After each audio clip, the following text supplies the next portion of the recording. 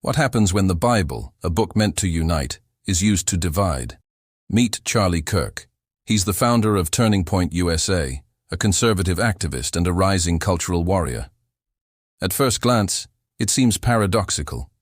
He is a man who speaks passionately about faith, yet he sparks furious debate and deep division wherever he goes. This begs the question, is Charlie Kirk here to protect Christianity or exploit it? Why do some find strength in his biblical arguments, while others see only a dangerous distortion? And how is it that the Bible, a book that's supposed to bring people together, is now being used to tear them apart?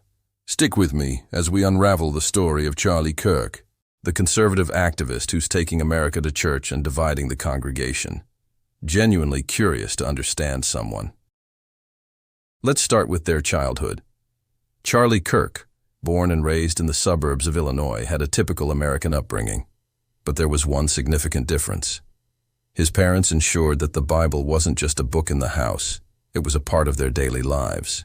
They made sure their kids knew that being a Christian wasn't just about going to church on Sundays, it was about living a life guided by faith every day. So from an early age, the seeds of conviction were planted in young Charlie's heart. The Bible became his identity. It wasn't just a religious text for him, it was a way of life. As Charlie progressed through school, he began to notice a dismissive attitude towards religion, particularly towards his beliefs. This created a sense of alienation for him and his siblings, making them feel like outsiders in their own community.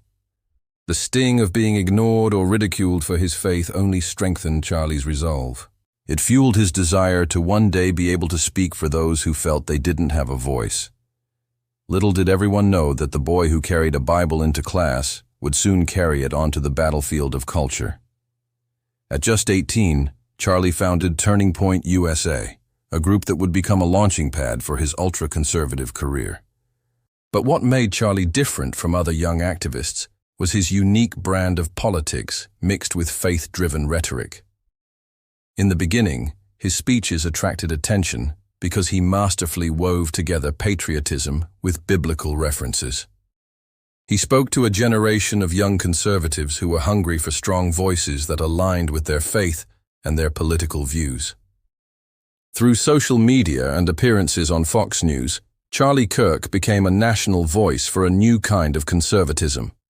But as his platform grew, so did the sharpness of his words.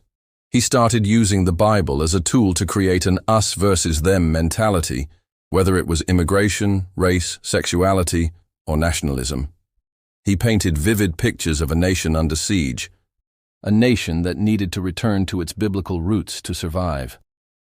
Now, critics accused him of bending the Bible to fit his political needs, of using faith as a smokescreen for his radical agenda. Supporters, however, cheered him on, seeing in him a champion who validated their worldview and gave them permission to be unapologetically themselves. In a nation that's increasingly polarized, Charlie Kirk has found his niche.